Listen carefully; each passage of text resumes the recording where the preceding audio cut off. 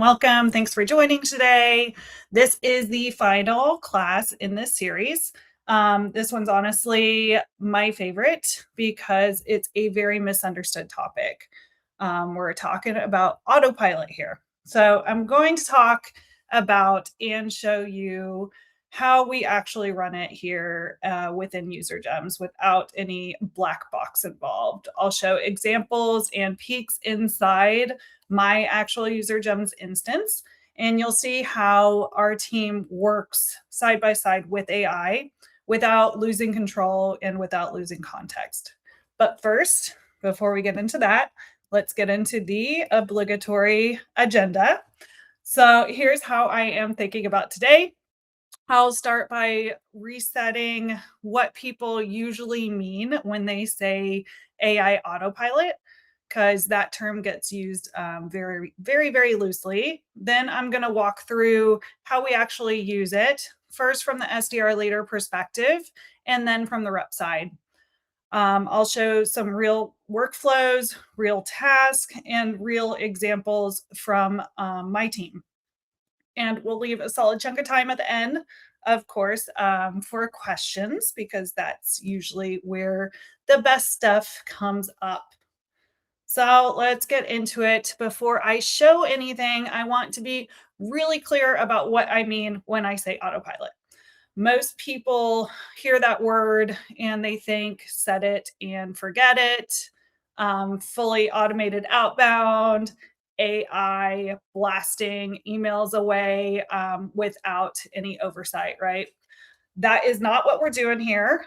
When I say autopilot, I'm talking about automating the decisions that don't need human judgment so reps can focus on the ones that do. Autopilot decides who is worth a rep's time and why. The rep still decides how they're going to engage. So throughout this class, if you hear me say autopilot, think prioritization and context on autopilot, not reps removed from the process.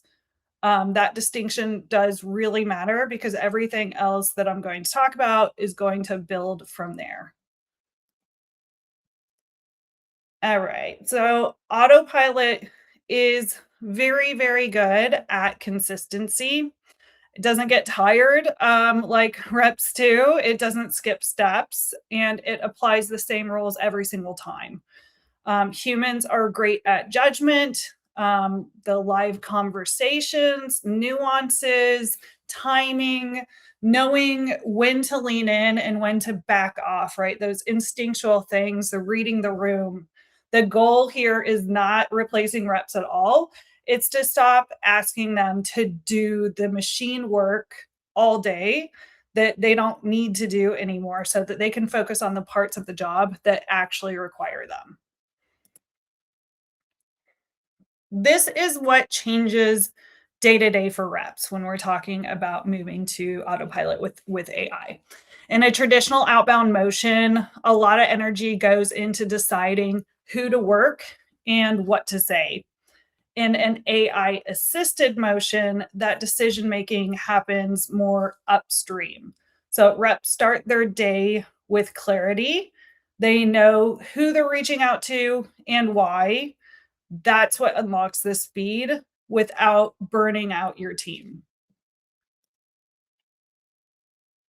An important call out here is that we don't put everything on autopilot, and you really shouldn't put everything on autopilot.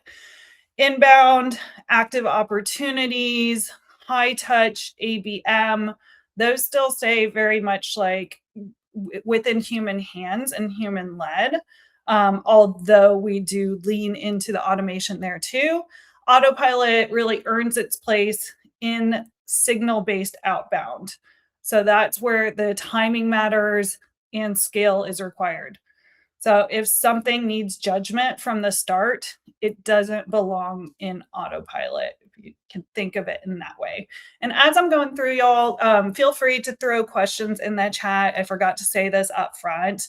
But if any questions come up for you, please do just throw them in the chat as we go. I'll try to keep an eye on it. If I don't get to it as I'm going along, we'll get to it at the end when we have that time for Q&A. So this is one of the most common questions that I hear, that I get a lot. Um, what does go on autopilot? How do we decide? So for us, autopilot only runs when there is a real signal. The account has to fit our ICP. The persona has to match our personas that we're selling to. The title has to match. And the messaging is grounded in facts that we're confident in. So if any of those things are missing at all, we don't automate it. So putting those pieces together and having those criteria is how we avoid spray and pray and the problem that gives all those problems that give AI outbound a bad name, as it should, if you're not putting these qualification perimeters on it. Autopilot doesn't. Job changers, manual outreach. Hey, Steve, job changers, manual outreach, or autopilot. So I say this is one that is is kind of a bit of both.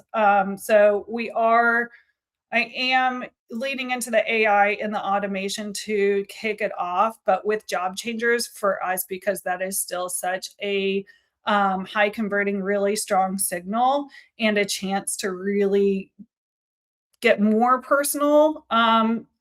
It's our like little like special treat, basically, the job changers. So those ones we will put in an automatic sequence, but we'll have the email, the first email be a manual touch. So the ADR does have a chance to go in, or SDR or BDR, whatever you call them where you're at, does have the chance to go in and add some flair, if they like to. But then the rest of the sequence is still automated fully. So going out without ADR review. Good question. All right. So autopilot, not removing control, it's centralizing it. Instead of every rep making little micro decisions all day, the leader, you guys, us, we get to define the audience, the signals, and the rules when we're setting it up. From there, the system's going to run consistently and reps execute inside that framework. So this is where you as a leader, and I'll go ahead and this is where you're going to spend your time, and this is where you're going to set your team up for success. So this is showing a glimpse inside our actual instance, going into our ADR autopilot workflow. You'll see me clicking into the audience here. This is where we start building those perimeters for the AI. So it's like everything that I already talked about, targeting ICP. For where you see ABM persona, for us, that just means persona matching. That's how we have it built out. We haven't been working these people in the past 3 months. We don't want to abuse our prospects. And then just a few other boxes to check, making sure that they're not like a child company of a customer of ours. Where you see account owner, lean data, sales placeholder. For us, that means it's not AE owned, so it's fair game for an ADR. So we're checking all those boxes. Looking into the schedule, we run this every week, every day of the week. Since these are time-based signals, we want it to be catching everything all the time. And then scroll on down into generating the messages.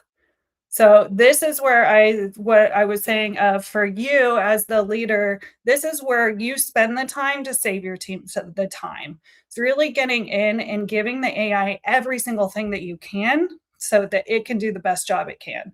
So going into the content and adding sample emails like you see here, adding all the relevant case studies that you have, just everything you can give it, making sure that your value proposition that's put in here is spot on, and that your personas within that value proposition, that you're speaking to each persona correctly, right?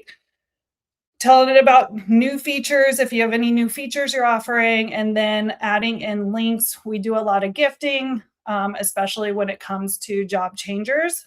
Anyone landing in a new role is getting a little gift link from us. So that's where we put that in. And then the instructions, just going through. Likely, if you're seeing the AI isn't talking about something exactly the way you want it to be, likely you're going to find it in the instructions. So that is a good place to go and look and check out and see, okay, where can I make a change? You can also chat with the AI directly within the chat. But this is where, for me, don't pass it off to your team until you're happy with what you see here. So you go through and you look at a few of the examples, spend a good amount of time here. Once you're happy here, then it's good to pass off.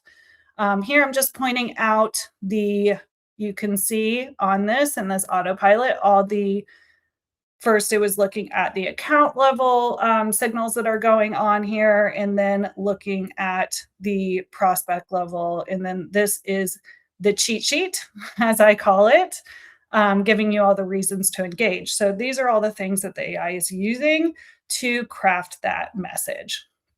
And then you can see um, it will pull from those and add these into, you can see it's sample messaging here. So it looks like you might be familiar with us from your time at CART. We know this is past champion. So it's weaving that in, but then it's going to weave some other signals in throughout the rest of the sequence. And sorry, guys, I pre-recorded this, so I'm waiting for myself to scroll here. All right. You can see here too, I added into the instructions, if it's an SDR leader, include the PS inviting to this very class. So Sam, if you're here, hi, thanks for joining. Hope this works. Or if you're here, I guess it did work. So you can add different things like that, take it out after today. That's not going to be in any emails for a while, obviously, until we do our next series of classes. But if you just read through as we're going through these emails, you see, notice that they're hiring. So we're weaving another signal in there. So each email gets different call outs. I think one of them was, this one's calling out that their tech stack is one that we integrate with. So we're talking about that. There was another one that was talking about different champions, past champions that are at this company. And then here is one of those case studies that we're throwing in there. So you see the AI just weaving it all together the same way a rep would. After that, we're going to go and it's going to push it into the sequence. This is just a little prioritization that you can have the AI do. What we have it do is looking for that tech stack match first. The reason is we want to prioritize the people that we know we can sell to. And then after that, like I was saying to Steve, like the past champions for us, even if they're older, are still gold for us. So we're going to prioritize them next. And then the last sequence it's going to push into is just this other people's sequence or other people's signals, sequence. And that one's really a catch-all for like any other signals that could be going on the prospect level. And wow, zoomed in a lot there. All right. Now, let's look at the rep experience. Now that you've seen what you need to do for them, what does this look like for them?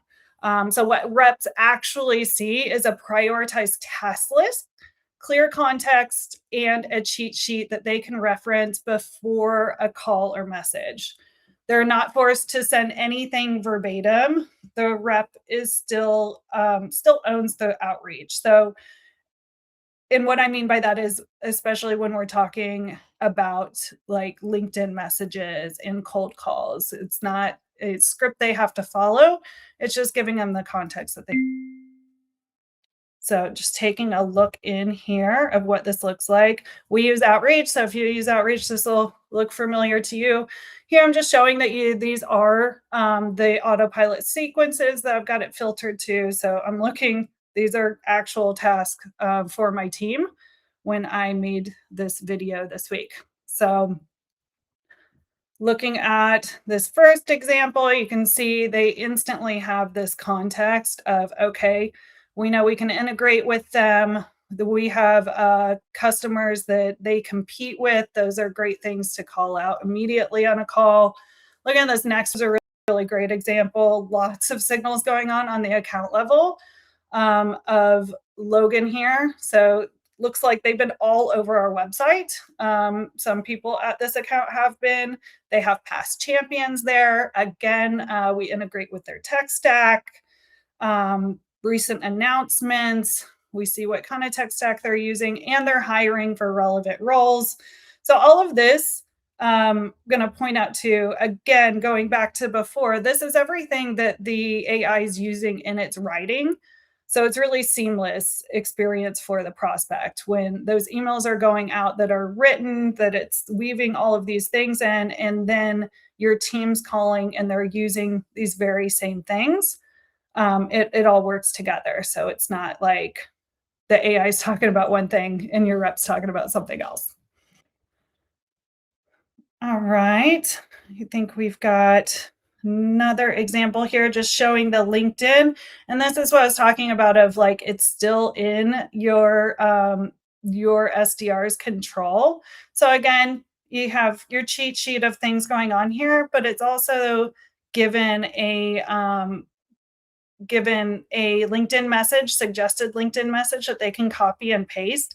My team doesn't really, fully copy it. They'll copy it and paste it over and then edit it and put their own personality on it.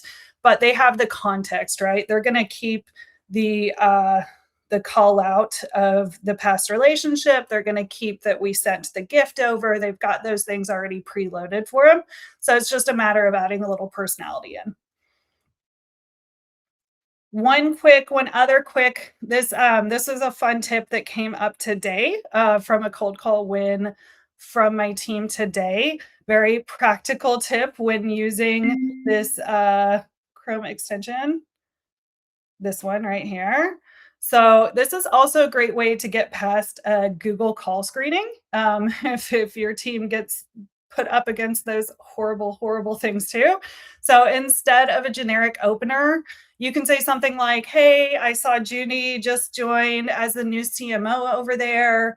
Joe wanted to see if that sparked any conversations around new tooling." You can call out those names. You have the names of the people at the account, like somebody's new. So calling those things out, much more likely to get connected than something generic. So someone on our team has been working on this, has been trying this out, and he's got about a 60% success rate happening, getting past the Google Voice this way. All right. Speaking of my team, this one is from Court. This is Court's actual calendar. What I want you to notice here is what's missing. So there's no time blocked for research. There's no time blocked for list building or figuring out who to contact next. Reps move through focus blocks, if you see here. Calls, LinkedIn, follow ups, nurture, autopilot's just running in the background. So reps can stay totally in execution mode instead of context switching all day. All right. No, this is, y'all will have to please let me know if this sounds super echoey when I play it because I'm gonna play this cold call, but I'm not gonna play it from here because I think I'm gonna play it from my computer. So hopefully it's not echoey. But before I get started, want to point out what matters here is that it's not a script. Like we're not doing scripts here. We're working off that cheat sheet. So with that, I'll let you listen to Nathan from my team's cold call using this cheat sheet here.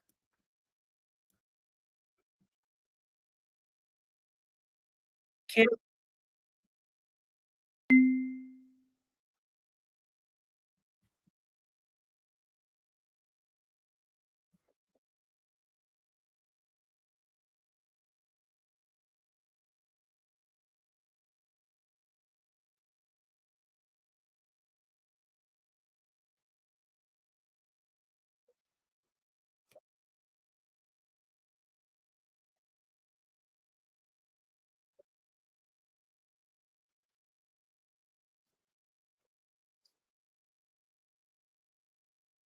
Oh, no sound.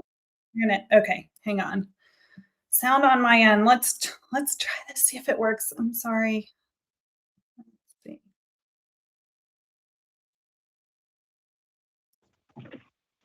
Hello. Hey, Brooks. Yes. Hey, there you are. Hey, Brooks. This is Nathan Goodrich calling from UserGems. How's the morning Is that super echoey? If anyone can put in the chat for me. No, it's okay. treating you? Oh, pretty good. Pretty good. How about you? You know, it's a Friday morning, so I have zero complaints. We're almost to the weekend.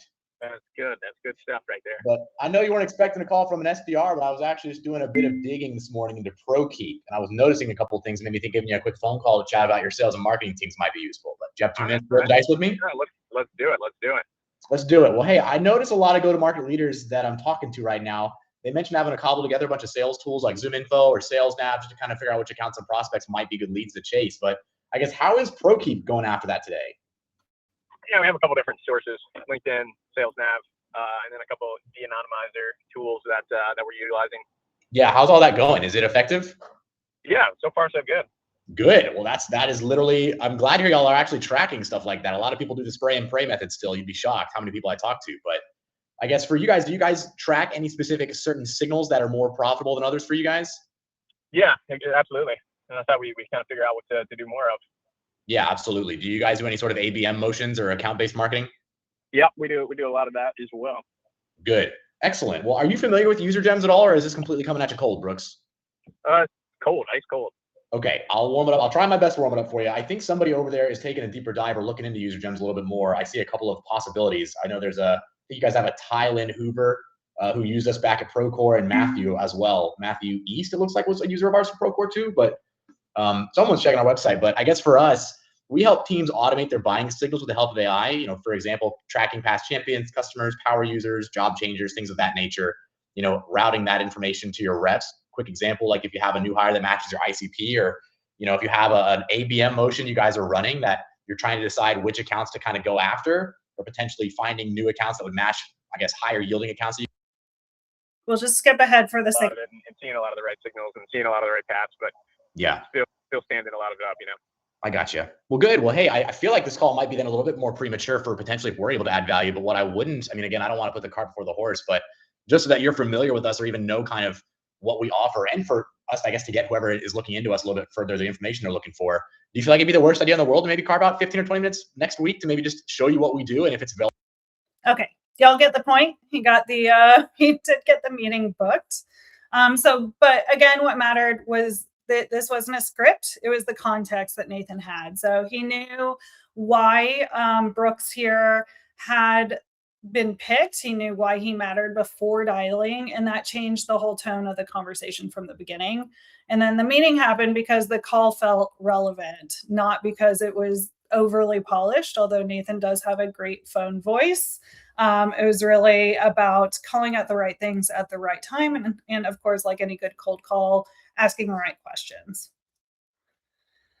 All right, this one I like because it's a very realistic win. Most of us have had many wins like this, and most of our teams, this is more realistic as to what they look like.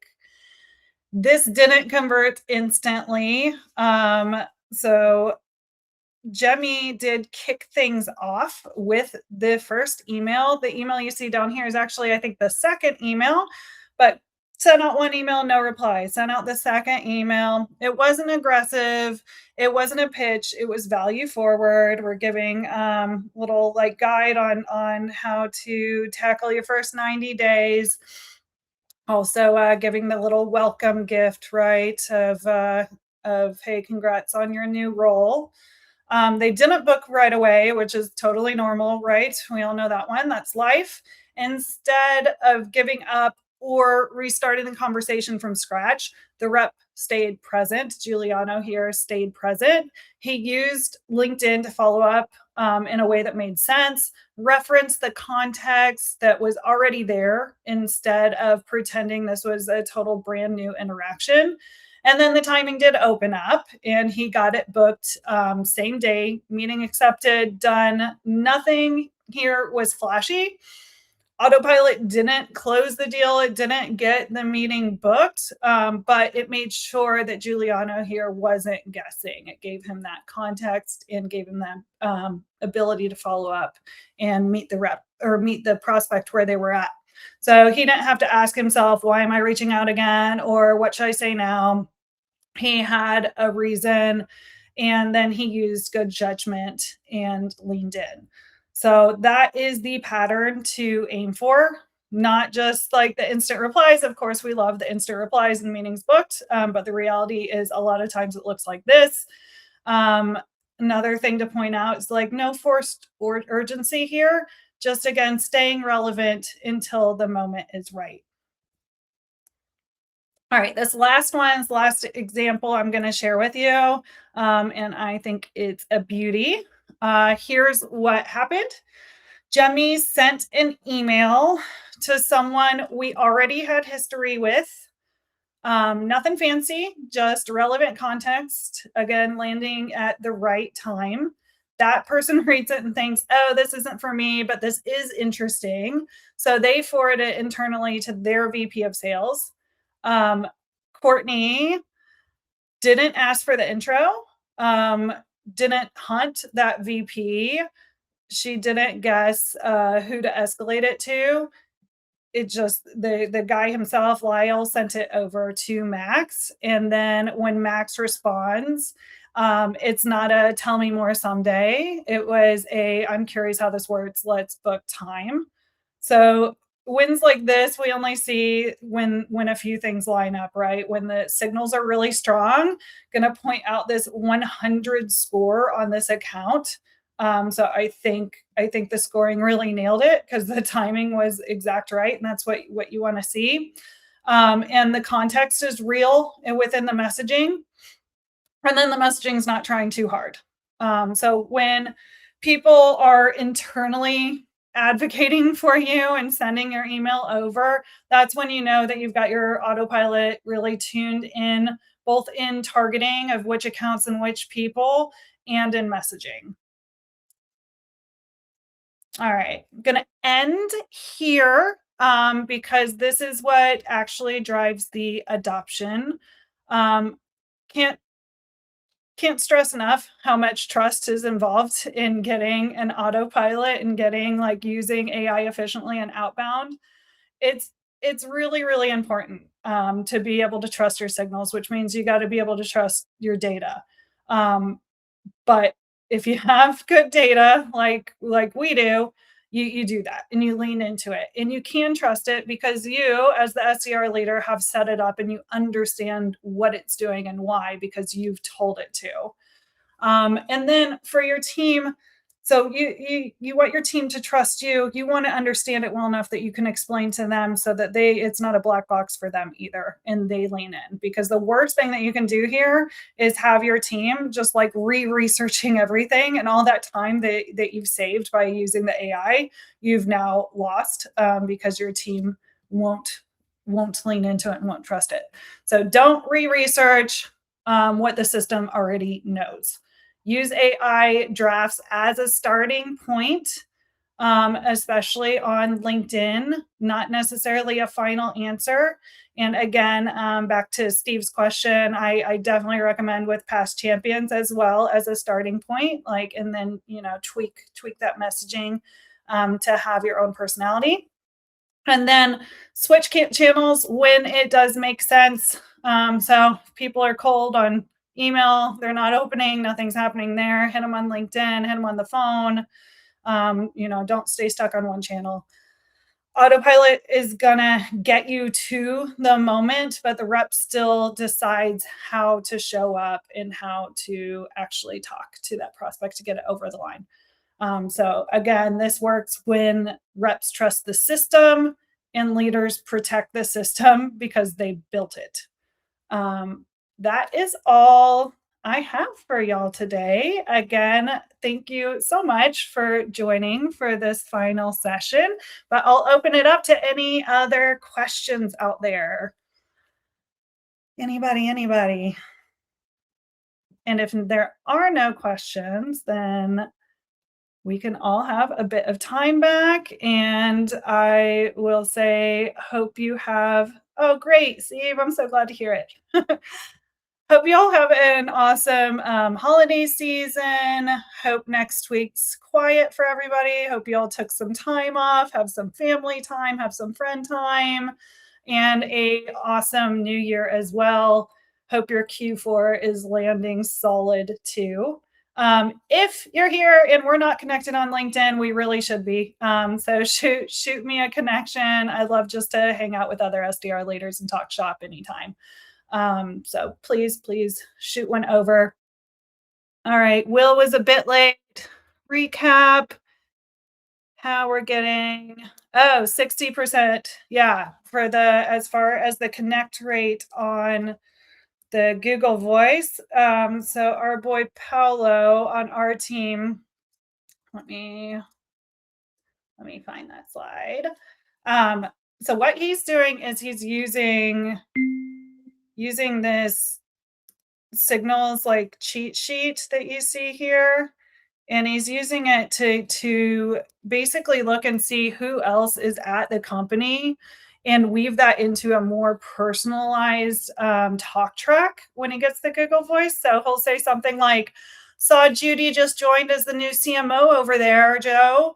Wanted to see if that sparked any conversations around new tooling, something along those lines. So there's it's just richer, and that's how he's getting past that that horrid gatekeeper that Google is.